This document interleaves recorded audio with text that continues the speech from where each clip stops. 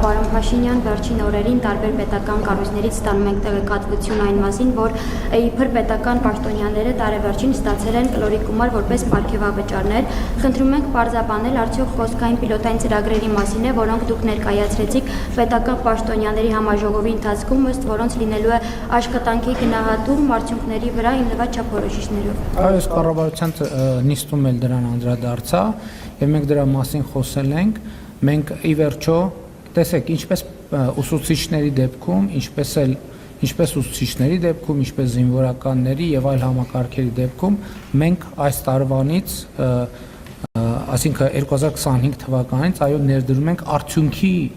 վրա աշխատանքի գնահատման համակարգ եւ մենք նաեւ հրաժարվում ենք պետական կառավարման այն համակարգից, երբ որ բոլորը համատարած ստանում են նույն դրույքաչափերը։ Սա կառավարելիությունը նվազեցնում է եւ մյուս կողմից մոտիվացիաները նույնպես նվազեցնում է։ Երբ որ մարդը, ով որ ավելի շատ ջանք է գործադրել, ավելի շատ արդյունք է արձանագրել, ստանում է նույն չափի վարձատրություն համեմատ մյուսի, ով որ այդքան էլ ջանասեր չի գտնվել, եւ սա նաեւ քանի որ քաղաքական պատասխանատվությունը ղեկավարների վրա է, ղեկավարների ուսերին է, ղեկավարներին էլ մոտիվացիոն ճիշտ համակարգեր ստեղծելու խոչընդոտներ է ստեղծում եւ մենք պիլոտային համակարգ ենք ներդնել եւ մենք կարծում ենք, որ պետական կառավարման համակարգը այո, արդեն հասել է այդ կետին, որ պետք է նախ վարձատրությունները պետք է պետական համակարգում լինեն մրցունակ մասնավորի հետ, հակառակ դեպքում մենք նոր էլ խոսեցի, չգիտեմ հետևում եք կառավարության նիստին թե չէ, եթե մենք ասում ենք 2017 թվի համեմատ պետական բյուջեի եկամտային մասը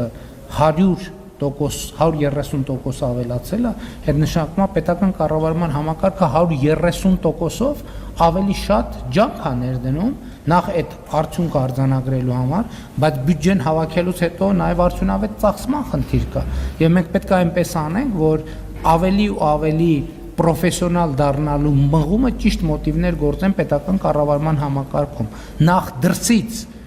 ոչ միայն պետական համակարգից լինի հոսք դեպի մասնավոր հատված, այլ մասնավոր հատվածից դեպի պետական հատված։ Դրա համար պետք է վարձատրությունների գոնե համեմատելի հնարավորություն լինի եւ երկրորդից համակարգի կարևոր առանձնահատկությունը։ Մենք լրացուցիչ վարձատրության մեջ դրել ենք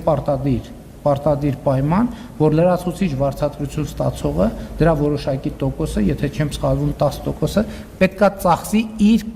կրթական եւ պրոֆեսիոնալ հատկությունները զարգացնելու ուղղությամբ, այսինքն պետքա ինչ որ դասընթացների մասնակցի իր կրթության վրա պետքա ներդրում անի եւ ես կարծում եմ, որ մեր պետությունը հասել այն կետին, որ մենք այսպիսի ներդրում պետքա անենք պետական կառավարման համակարգի հետ եւ ամբողջ բուրգով այդ համակարգը ներդրվում է, սա նաեւ պետության դերը նշանակությունը եւ պետությունը զարգացնելու եւ ուժեղացնելու մեր ռազմավարությունների շրջանակ։